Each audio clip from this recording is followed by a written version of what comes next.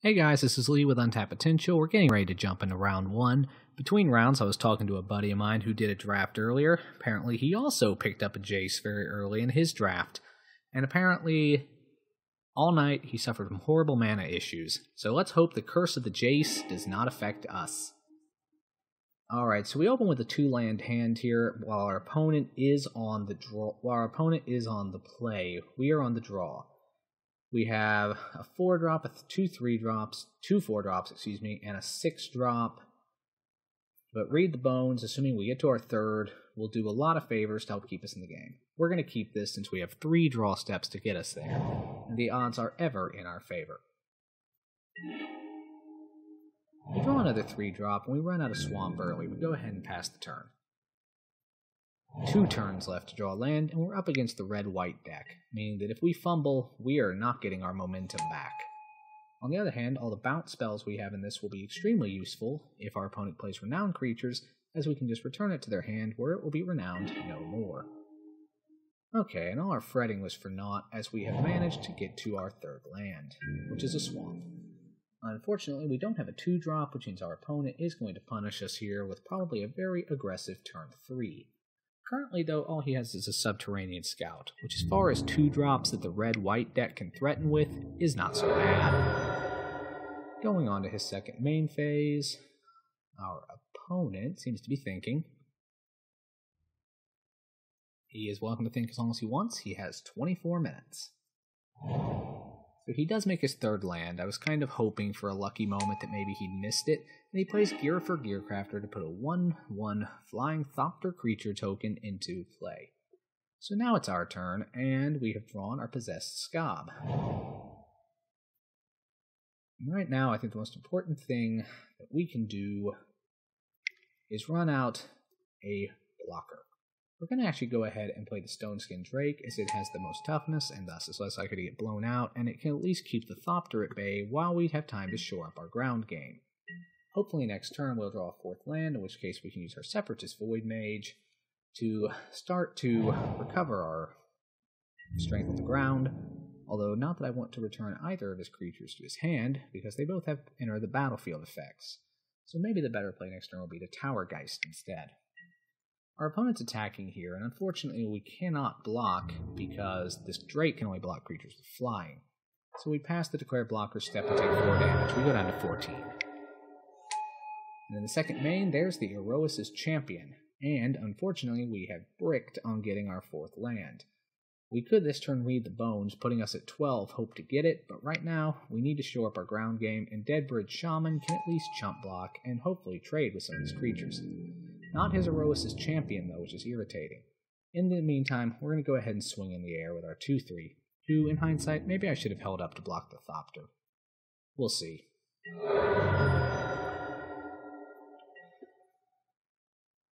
This is the part where I probably say something like, I'm not too worried about the 1/1, and probably regret saying it. Anyway, so our opponent is getting a good number of creatures on the board very quickly, and we have a lot of really good ones in our hand, but unfortunately we are just stuck and unable to get to them, which is unfortunate.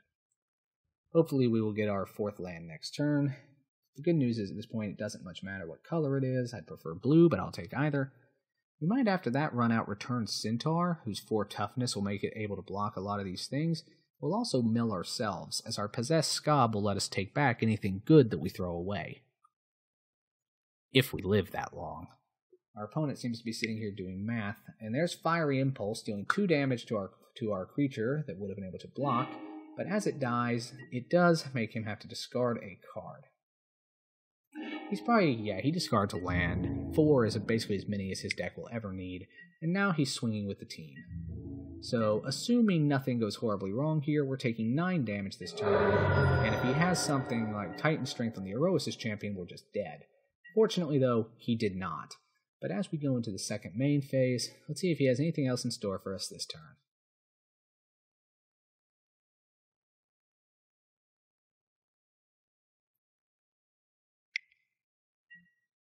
There's Acolyte of the Inferno, which whenever it becomes blocked by a creature, it deals 2 damage to that creature.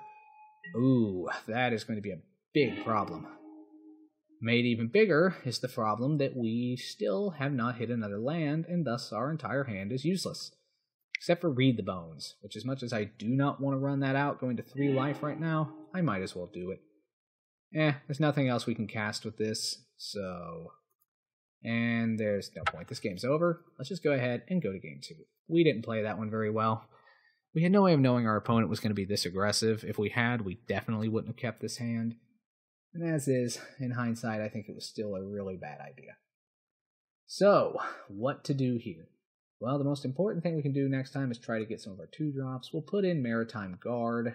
A 1/3 isn't incredible, but it can block this guy's early stuff.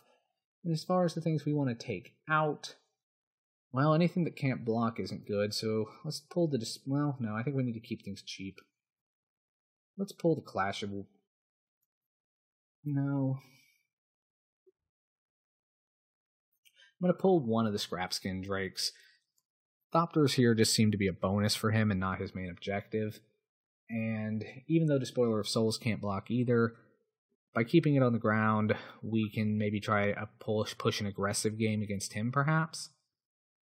We don't really have a lot of good answers here, but let's see what else we have. We could go the Calculated Dismissal route and just try to negate everything he tries to put on the field. Send to Sleep might not actually be completely terrible here if we do it pre-combat. It'll buy us some turns. He didn't really play anything worth negating. Looking at our black cards...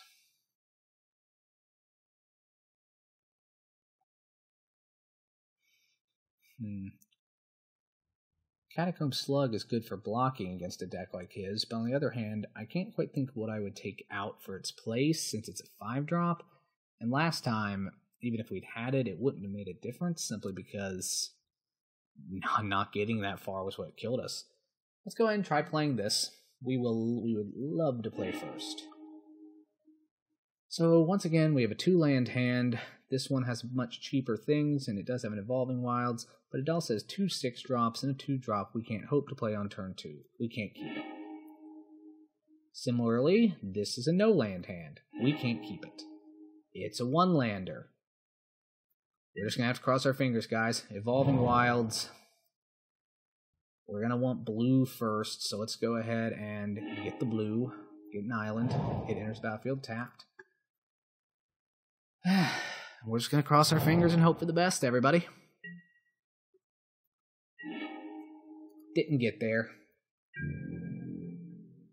Well, were we an 18-land deck, maybe? Should we have been running more lands?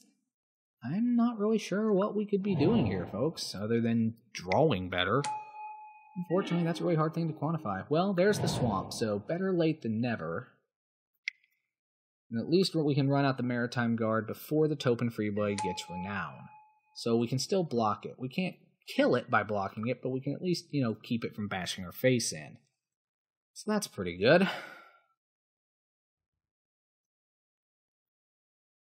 So the question in hindsight, I guess, becomes, should we have kept our opening 7, knowing that we would have had to mulligan twice? And my answer is, no, I don't think so. Just because, the whole coulda, woulda, should ya sort of thing, we can sit here and analyze that for hours. But ultimately, I do think I made the right decision. So our opponent's going to attack us here for 2, and if it hits, it becomes Renown. I think he's trying maybe he's trying to bluff us into thinking he has a trick. Maybe he actually does. But if he does, I'd rather just get it out of the way now as opposed to later. And there's the Titan Strength, so fine. He had a trick, he gets to kill our dude.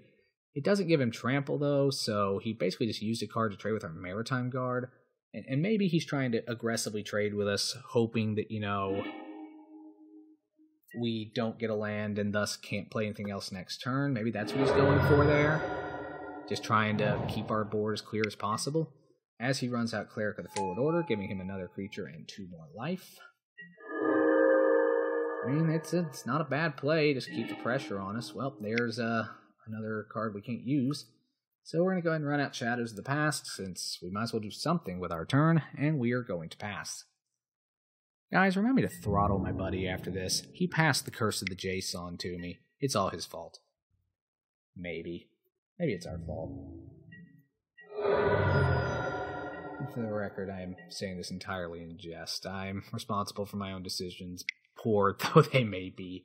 And here's Iroas' champion, out to make our day miserable once again.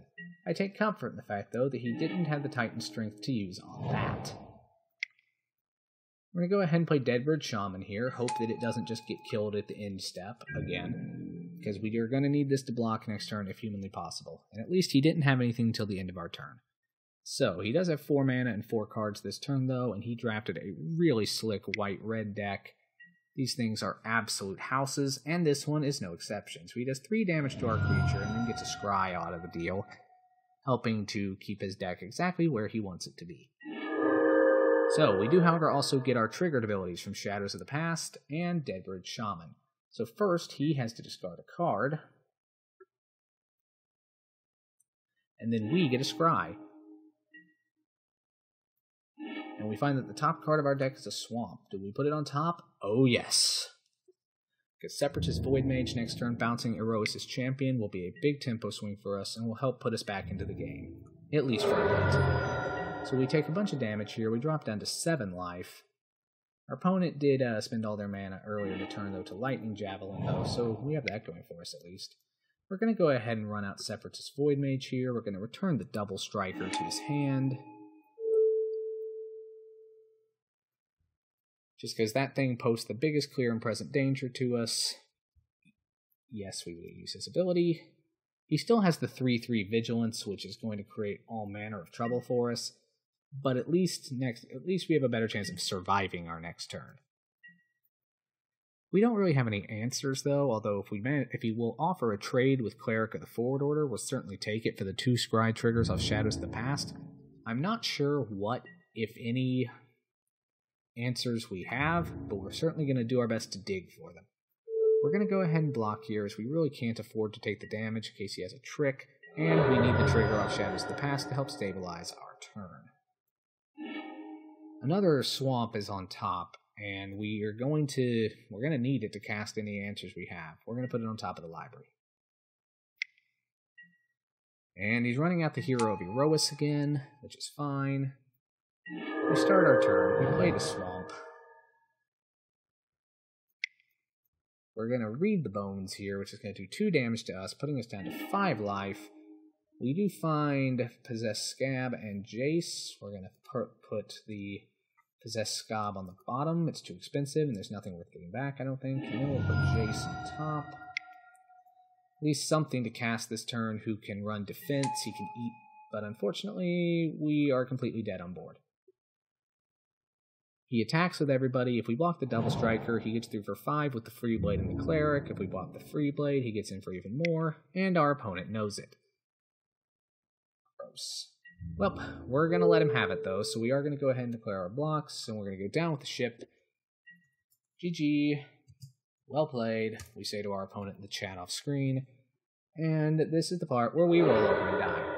Oh, hold on, I get a scry first, though. It might be important, guys. Let's see what it is. Disperse. Well, we'll put it on top for what good it would have done us, but unfortunately, now that the first strike combat damage is done, we die. Well, that was a quick round 1, guys. Red-White does tend to end things pretty quickly, and everybody else has finished at least 1 game out of 3 so far. So, that hurt. Hopefully we'll do a bit better in round 2. I'll see you there. This is Lee with Untapped Potential.